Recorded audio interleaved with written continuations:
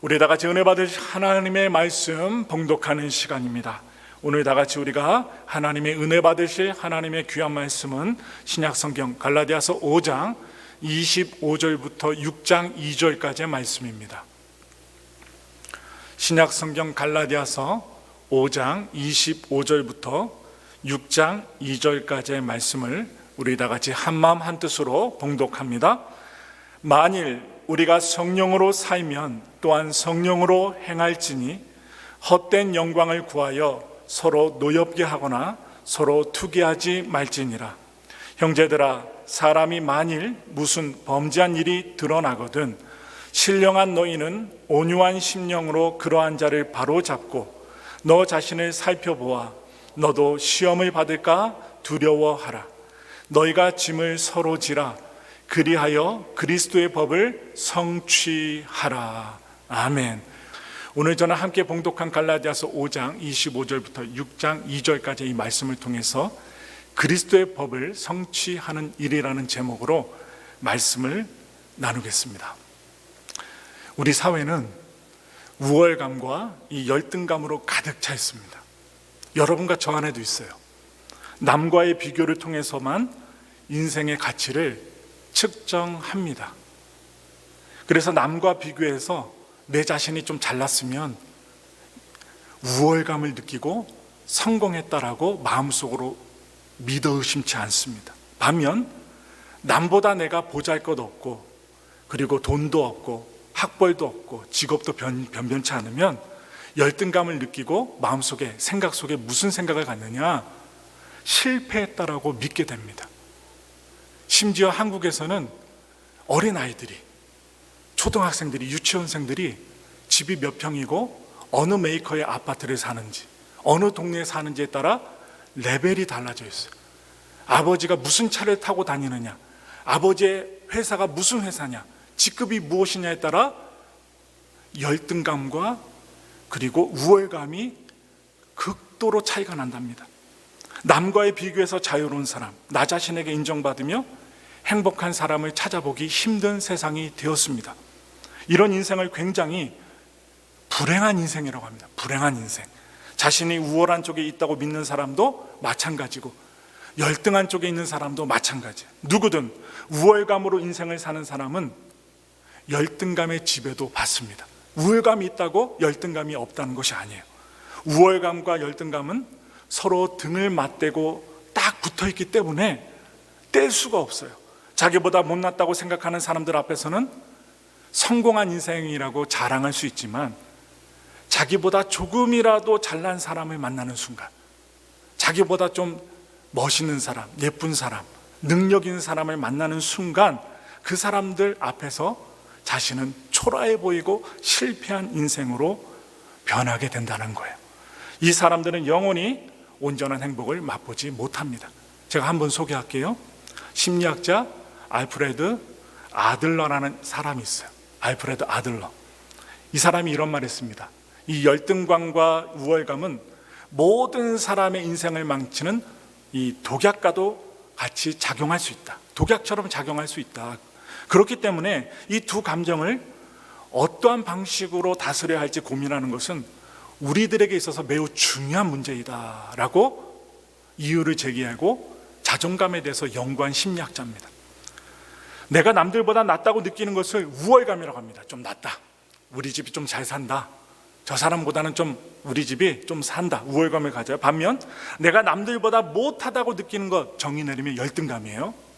이 열등감보다는 우월감을 느끼고 싶은 게 보통 사람들의 갖고 싶은 마음일 것입니다. 그러나 우월감을 기초로 한 삶은 매우 피곤합니다. 우월감을 갖기 위해서 얼마나 남들의 시선을 의식하며 살아야 되는지 몰라요. 그 안에 무엇이 들어있느냐? 불안이 따르기 때문에 힘든 거예요.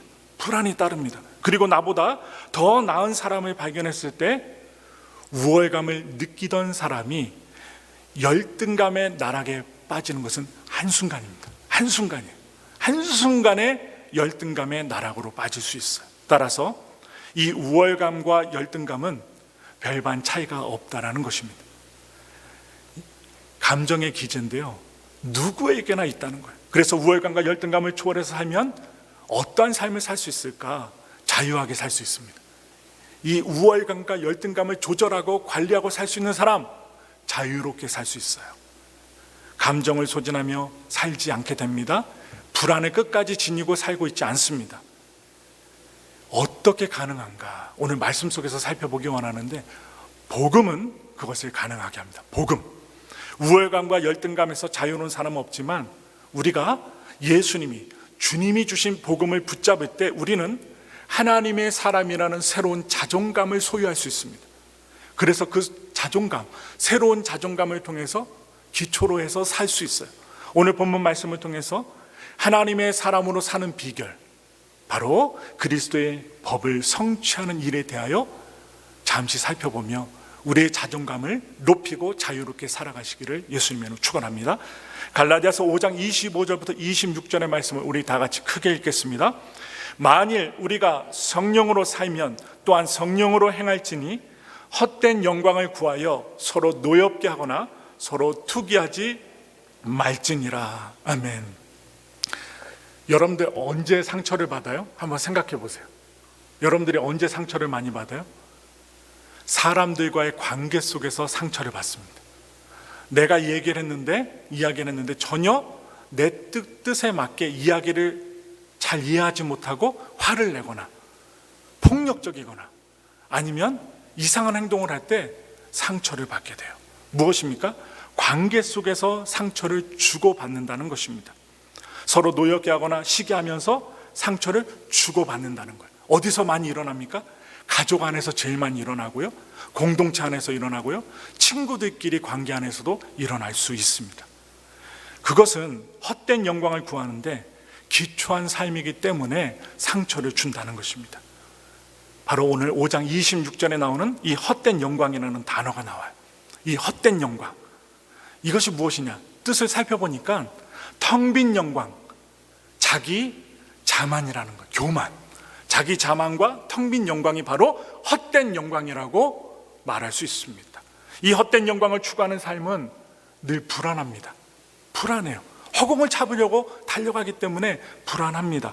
영광스러울 줄 알고 열심히 채찍질하며 노력하며 아끼며 달려갔는데 자기가 찾아보고자 한 그 장소에 가보니까, 도달하고 보니까 진정한 영광이 없음을 알게 되는 거예요. 아무것도 없음을 알게 됩니다. 헛된 영광을 추구하는 사람은 다른 사람들보다 자신이 좀 나음을, 좋아짐을 입증하는데 자신의 가치를 느낍니다. 자신이 무엇인가 남들에게 보여주어야만 자신의 가치를 느끼는 거예요. 그런 사람은 자신을 늘 다른 사람과 비교하는데 마음을 쓰게 됩니다. 우리가 언제 스트레스 받아요? 비교할 때. 우리가 어릴 적에 공부할 때요, 부모님이 가장 힘들게 하는 말이 뭐예요? 옆에 집 아이와 나의 성적을, 나의 행동을 비교할 때 가장 힘이 듭니다. 왜냐? 비교하니까요.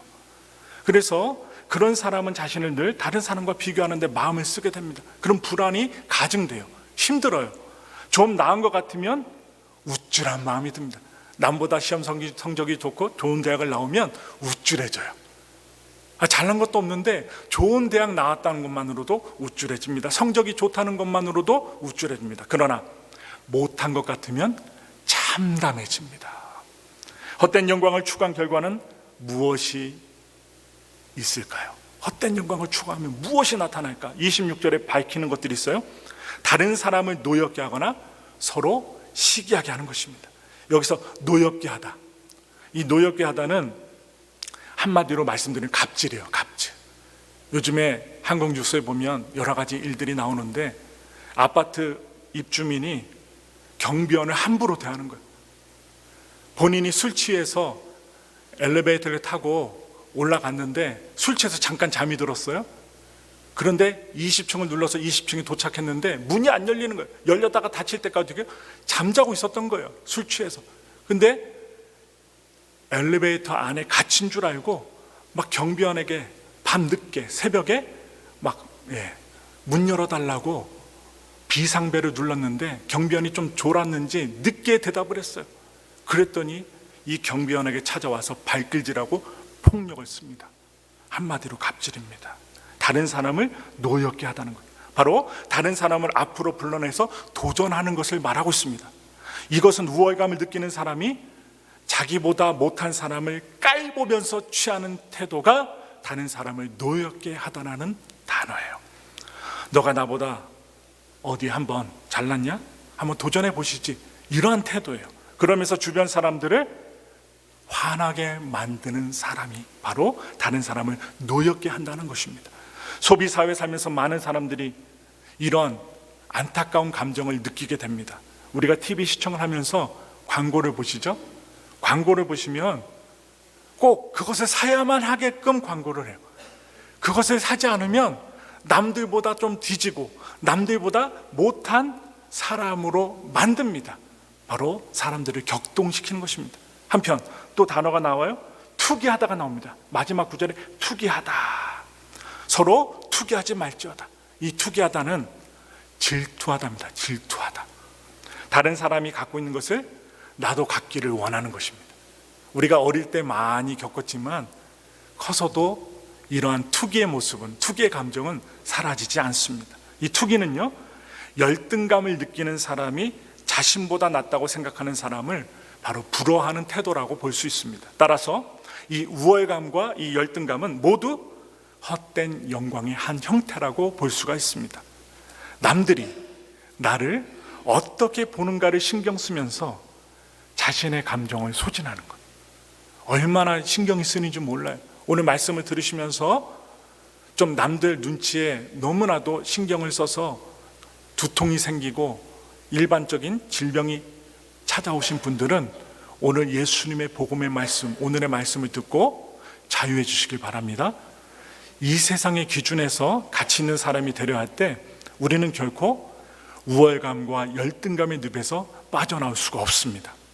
그래서 바울은요, 이 헛된 영광에 대한 갈망 때문에 다른 사람을 깔보거나 예수님을 믿는다 하면서 이 경제적으로 많이 발달된 이 도시, 갈라디아 도시에 살면서 성도들의 이 층을 나누고 서로 깔보고 높이고 이런 것들, 자만하는 이 모습들을 보면서 이 갈라디아 교회 성도들에게 다른 사람들을 부러워하지 말라고 진실되게 말하고 있는 거예요. 부러워하지 말라. 너가 갖고 있는 것을 소중하게 여기고, 가족들을 소중하게 여기고, 공동체를 소중하게 여기고, 하나님의 복음을 소중하게 여기고 행복하게 살라, 기쁨을 누리며 살라라고 말해요. 이 복음이 왜 복음입니까? 그것은 우리의 삶의 자유를 가져다 주는 복된 소식이기 때문에 복음이라는 것입니다. 이 복음은 우리가 다른 사람들과 비교하지 않는 새로운 자존감에 기초해서 살게 만들어줍니다. 누구에게나 복음은 공평합니다. 그래서 복음은 다른 사람들보다 잘 되는 삶을 살아라고 말해주는 것이 아니에요. 부자 되려고만 복음을 받아들여라 하는 말씀이 아닙니다. 복음은 다른 사람들과 비교의 대상으로 보지 않게 합니다. 하나님의 나도 사랑을 받는 사람이야. 저 사람도 은혜를 받았다면 나도 하나님이 은혜를 주실 거야. 하나님의 은혜와 사랑, 구원에 대해서 나에게도 주실 것이라는 것을 믿게끔 만드는 복음. 이 복음은 내가 다른 사람들에 대해 책임이 있는 사람이라고 합니다. 여러분과 저는요, 다른 사람들에 대해서 책임이 있습니다. 그래서 다른 사람의 짐을 오늘 본문에서 함께 지라고 말하고 있어요. 우리 다 같이 갈라디아서 6장 1절부터 2절의 말씀을 크게 읽겠습니다. 형제들아, 사람이 만일 무슨 범죄한 일이 드러나거든 신령한 너희는 온유한 심령으로 그러한 자를 바로잡고 너 자신을 살펴보아 너도 시험을 받을까 두려워하라. 너희가 짐을 서로 지라. 그리하여 그리스도의 법을 성취하라. 아멘. 여기에서 보시면 무슨 범죄한 일이 나옵니다.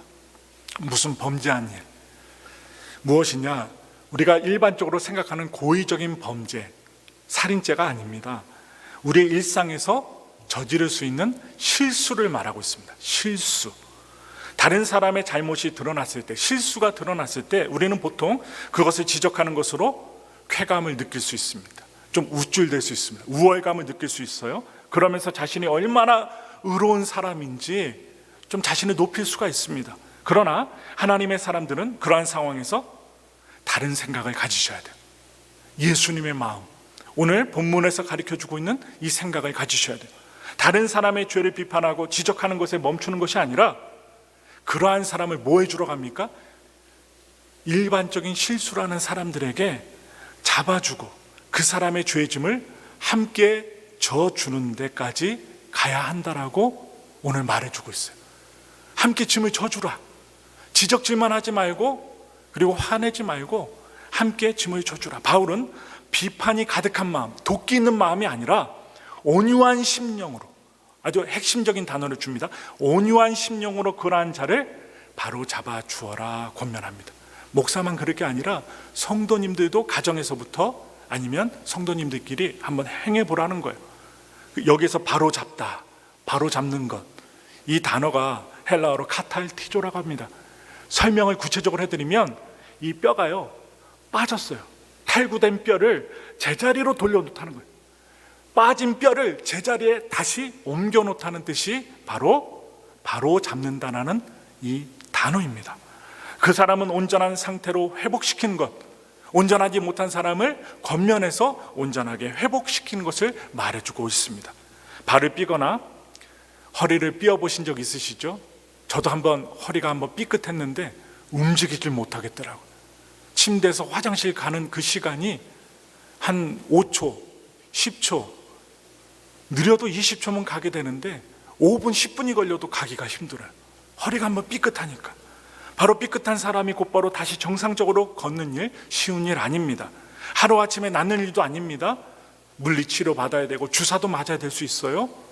혼자서 다시 잘 걸을 수 있게 될 때까지 누가 옆에서 부축해 주거나 아니면 지팡이나 보행기 같은 보조기구가 필요합니다. 왜냐? 움직일 수가 없으니까요. 신앙의 행보나 영적인 삶에 있어서도 마찬가지라고 봅니다. 두 사람이 길을 가다가 바로 한 사람이 돌에 발을 삐어서 걸을 수가 없게 되었어요. 근데 그 옆에 있는 온전한 사람이 곧바로 인사하면서 그럼 안녕히 가십시오 하고 혼자 길을 가버린다면 그 사람이 온전한 하나님의 사람 맞습니까? 하나님의 사람의 도리를 하는 사람이라고 볼 수가 있습니까? 그럴 수 없다는 거예요. 하물며 믿음의 공동체에서 그럴 수 있는 일이 일어나면 안 됩니다. 실수하는 일이 일어나면 안 됩니다. 도와줘야 됩니다. 사람으로서의 도리도 지켜야 되고 하나님이 오늘 우리에게 주신 서로 짐을 지라라는 이 말씀을 우리가 행해야 됩니다. 그래야지 성령의 인도함을 받는 사람이라는 거예요. 막 방언 기도하고 예언 기도하고 오랫동안 기도하고 능력 있는 기도, 신유 기도 한다고 성령 충만이 아니라, 성령의 인도함을 받는 것이 아니라 이러한 열매가 우리 가운데 나타나야지 성령의 인도함을 받는 사람이라는 거예요. 우리 성도님들끼리 함께 식사를 한 후에 헤어지려고 합니다. 그런데 한 분 성도님께서 일어나다가 빈혈이 있으셔서 어지러움증이 일어났어요. 막 어지러운 거예요. 어지러우면 어떻게 돼요? 그 자리에 잠시 앉아 있어야 돼요. 어지러운데도 걷게 되면 갑자기 앞이 환해지면서 어떻게 해야 됩니까? 쓰러지고 맙니다. 그렇게 일어나서 힘든데 잠시 앉아서 쉬어가야겠다고 밥을 먹고 나서 옆에 성도님께 이야기하는데 한 성도님께서 곧바로 인사하면서 그럼 저는 가보겠습니다 라고 혼자 훌쩍 떠나버리면 될까요? 되지 않는다는 거예요. 그래서 사도 바울이 하는 권면이 오늘 6장 2절의 말씀이에요. 한번 읽겠습니다. 너희가 짐을 서로 지라. 그리하여 그리스도의 법을 성취하라. 마지막으로 이렇게 권면하고 있어요. 서로 짐을 지라. 제가 예화를 이렇게 들었는데 성경에서 보면 예수님을 통해서 우리가 서로 짐을 지고 또 온유한 마음으로 대해주는 모습을 예수님을 통해서 볼 수 있습니다. 가늠한 여인의 죄가 드러났을 때 서기관과 바리새인들은 죽이려는 비판 정신이 강했습니다. 돌부터 들었어요. 그래야 이 여자를 돌로 쳐 죽이려고 합니다. 종교 지도자들이 돌을 드니 주변에 있던 일반 사람들도 돌을 다 들었어요. 이제 맞아 죽기 직전입니다. 그러나 예수님은 다른 생각을 가지고 계셨어요. 돌을 들고 죽이려고 비판하는 그 무리들을 향하여 너희 중에 죄 없는 자가 돌로 치라고 말씀합니다. 너희 중에 죄 없는 자가 돌로 치라. 사람들은 한 사람 한 사람 죽이려는 마음을 누그러뜨리고 돌을 내려놓고 그 자리를 떠났습니다. 부끄러웠어요. 사람들이 떠나자 예수님은 온유한 심령으로 여인에게 직면하십니다. 다가갔습니다. 여인에게 직면하셔요. 나도 너를 정죄하지 아니하노니 가서 다시는 죄를 범하지 말라. 아주 부드럽게 말씀하십니다. 막 화를 내거나 때리거나 아니면 강압적으로 얘기하신 것이 아니라 온유한 심령으로 예수님이 말씀하셨어요. 이 예수님의 사랑의 측면이 그 여인을 회복시켜 줍니다. 여인이 회복됩니다. 사람들은 흔히 강한 처벌과 비판이 범죄한 사람을 바로 잡으리라고 생각합니다. 그러나 결국 온유한 심령, 바로 오늘 갈라디아서 5장 하반절부터 6장 2절까지 말씀해 준 이 온유한 태도와 사랑의 측면이 사람을 다시 제자리로 회복시킨다는 사실을 예수님의 모습을 통하여 알 수 있게 됩니다. 다른 사람의 죄짐을 함께 지는 것, 그것은 힘든 일입니다. 힘든 일이에요. 다른 사람들의 모난 성격을 받아주는 것 힘든 일입니다. 그러나 그것은 그리스도의 법을 성취하는 일입니다. 여러분 가정에서 보세요. 아무리 부인과 남편이 똑같이 생길지라도 성품은요 달라요. 결혼하기 직전 20년 30년 되기까지 다른 가정에서 살았기 때문에, 다른 부모로부터 양육을 받았기 때문에 똑같을래야 똑같을 수가 없다는 것입니다. 그러니 어떻게 됩니까? 부딪힌다는 것. 그래서 그 짐을 받아준다는 것 힘든 일입니다. 그러나 그것은 그리스도의 법을 성취하는 일입니다. 베드로 사도는 이야기합니다. 베드로전서 4장 8절의 말씀입니다. 읽겠습니다. 무엇보다도 뜨겁게 서로 사랑할지니 사랑은 허다한 죄를 덮느니라. 참 예수님의 사랑을 우리가 받았잖아요. 죽어 마땅하고 욕심 많고 죄악 많고 깨끗한 척 하나 우리 마음속에 얼마나 죄가 우글거립니까? 우월함이 얼마나 있습니까? 얼마나 비교합니까? 얼마나 우쭐댑니까? 잘났다고 얼마나 생색냅니까? 그러한 우리들에게 예수님께서 사랑으로 덮어주셨어요. 얼마나 감사합니까? 사랑밖에 없습니다. 사랑으로 우리를 구원해 주셨습니다. 다른 사람의 허다한 죄를 덮는 사랑을 하라는 것입니다. 사랑을 행하라. 사랑하는 그 사명을 가진 사람은 남들과의 관계에서 우월감과 열등감을 가질 수 없습니다. 그 사람이 비교의 대상이 아니라 사랑의 대상이기 때문입니다. 우선 여러분들의 가족, 자녀부터 아니면 남편과 아내부터 공동체에서 우리 서로가 비교의 대상이 아니라 사랑의 대상이기 때문이라는 거예요. 그래서 사랑으로 허물을 덮어주라는 거예요. 복음은 하나님 안에서 우리가 누구인지 말해줍니다. 복음은 우리가 죄악 중에 잉태된 자라고 분명하게 말해줍니다. 복음은 우리가 오직 은혜로 구원받은 죄인이라고 분명하게 일러줍니다. 복음은 더 나아가 우리 모두가 하나님의 눈에 사랑스럽고 존귀한 자라고 이야기해 줍니다. 그러므로 우리는 죄악 중에 태어난 자이기 때문에 가정에서나 교회에서 우리의 허물과 죄가 드러날 때가 있습니다. 여러분 허물과 죄가 드러나요. 어쩔 수 없어요. 그래서 바울은 갈라디아 교인들에게 무엇이라 말하느냐? 신령한 너희는 그러한 자를 바로잡고 짐을 서로 지라고 권면합니다. 신령한 너희는, 성령의 인도함을 받는 너희는, 성령의 열매를 맺겠다고 하는 너희는, 예수님의 복음을 믿는 너희는 신령한 자라고 합니다. 신령한 자는 무엇을 행하라? 서로의 짐을 지라는 것입니다. 바로 신령한 사람이 다른 사람의 연약한 짐을 져주라는 것입니다. 여기서 알 수 있듯이 성경이 말하는 성령 충만은 어떤 신비한 체험을 말하는 것이 아닙니다. 신비한 체험도 해야 됩니다.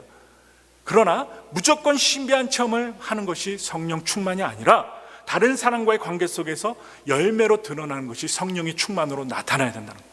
얼마큼 내가 다른 사람의 연약함의 짐을 질 수 있을 것인가? 그것은 성령 충만의 척도라는 것입니다. 기준이 된다는 거예요. 그래서 다른 사람의 죄의 짐까지 기꺼이 함께 질 수 있는 사람이 성령 충만이고 성령을 따라 행하는 사람입니다. 여기서 우리가 오해하지 말아야 될 것이 있습니다. 다른 사람의 죄의 짐까지, 모든 죄의 짐을 지라는 것이 아니에요. 아까 제가 말씀드렸죠. 갈라디아서 6장 1절에 무슨 범죄한 일, 파라푸토아라고 합니다. 헬라어로 뭐냐? 일상에서 저지르는 실수입니다. 살인죄를 저질렀는데 막 어마무시한 죄를 저질렀는데 다 짐을 지라는 것이 아니에요. 일상에서, 삶 속에서 저지르는 실수에 대해서 짐을 져주라는 거예요. 제한이 있어요. 짐을 져주라는데 막 모두 다 져주라, 오해해서는 안 됩니다. 그래서 우월감 혹은 열등감이 바로 나 자신을 지배하려 할 때 우리는 복음을 기억해야 합니다. 복음은 그리스도인의 자존감입니다. 예수 믿는 자들의 자존감이에요. 죄가 드러난 사람을 대할 때도 우리는 바로 복음을 붙들어야 됩니다. 복음을 붙드셔야 돼요. 나도 저 사람만큼이나 죄인이고 하나님의 사랑을 받을 자격이 없었던 사람이다. 그러나 나는 오직 하나님의 은혜로 구원받았고 하나님의 사랑을 받을 수 있는 사람으로, 자격 있는 사람으로 만들어줬어. 그러므로 나도 하나님의 사랑과 은혜로 저 사람을 대해줘야 되겠다. 저 사람도 사랑과 은혜와 회복이 필요한 사람이다. 이렇게 생각하며 우리는 연약한 사람들이 다시 일어날 수 있도록 도와주어야 하는 것입니다. 다른 사람과 나를 비교하며 우월감이나 열등감을 느끼고 있다면 그것은 나도 모르고 있는 사이에 내가 헛된 영광을 추구하고 있다는 반증입니다. 여러분, 우리가 중요한 게 있어요. 제가 지금 마지막으로 여러분들께 말씀드렸던 자존감이에요. 지금 가족들의 그림의 모습인데 얼마나 행복합니까? 어릴 때는요, 갓난아기는요 하루에 100번 이상 웃는데요. 그런데 어른이 되고 나서는 웃질 않아요. 즐거운 일이 있는데도 웃질 않고, 부인이 맛있는 밥을 해준데도 행복해하지 않고 웃음이 줄어들어요. 왜 그럴까요? 자존감 문제, 자존감. 이 자존감은 상대의 학력이, 직책이, 외모와 몸매가 나보다 좋든 나쁘거나 상관없이, 나쁜 것에 상관없이 나의 삶과 상대 삶을 동등하게 존중할 수 있는 능력입니다. 그것이 자존감입니다. 오늘 우리가 말씀을 함께 나누면서 예수님이 우리를 존귀 여겨주셨듯이 우리가 우리 자신을 존귀 여길 수 있는 자존감을 회복했으면 좋겠어요. 우리는 우월감과 열등감으로 사는 인생이 아니라 그리스도의 복음으로 변화된 자존감으로 사는 인생을 살아야 합니다. 사셔야 돼요. 그리스도의 온전한 자존감으로 사는 사람은 자신보다 덜 유명한 대학을 나온 사람도 자신과 마찬가지로 존중해주고 소중히 여길 줄 압니다. 좀 가난해도 소중히 여길 줄 압니다. 그리고 자신보다 좀 더 유명한 대학을 나온 사람 앞에서도 자기 인생의 가치를 잃어버리지 않는, 중심을 잃지 않는 힘이 있어요. 내가 좀 고등학교밖에 나오지 않았어도 중심을 잃지 않고 나 자신을 사랑해주고 존중할 수 있는 자들이 돼야 돼요. 자기보다 못생기고 뚱뚱한 사람, 아니면 키가 큰 사람 만나도 전혀 비굴하지 않고, 또한 그들을 비웃지 않고 자기보다 예쁘고 섹시한 사람, 멋진 사람을 만나도 자신감을 잃지 않는 것, 자신의 자존감에 있습니다. 아무리 가다가 쓰러질 만한 자동차를 타고 다녀도 내 마음이 행복하면 여러분 기쁜 삶을 누릴 수 있는 거예요. 그런데 내가 차를 타고 다니는데 나보다 좋은 차를 보고 비교하기 시작하면 어떻게 됩니까? 비굴해지고 그리고 열등감에 빠지는 거예요. 그러므로 우리에게 주어진 그리스도의 법, 모세를 통해 주어졌던 율법을 대신하여 들어선 은혜의 법입니다. 그리스도의 법은 바로 은혜의 법이고 사랑의 계명입니다. 죄인들인 우리를 예수 그리스도 안에서 사랑하신 하나님의 사랑으로 우리의 이웃들뿐만 아니라 우리의 원수들까지도 사랑하는 법이 그리스도의 법입니다. 하물며 그리스도의 몸된 교회 안에서는 두말할 필요가 없는 것입니다. 바라기는 우리 모두가 헛된 영광을 버리고 새로운 생각, 하나님이 주신 새로운 자존감을 소유하길 원합니다. 우리 모두가 예수님의 사랑으로 서로의 짐을 지는 새로운 목표, 또한 새로운 생각, 자존감의 강화를 통해 그리스도의 법을 성취하는 삶, 그리고 자신감 있는 삶을 사시기를 예수님의 이름으로 축원합니다. 우리 다 같이 기도할게요.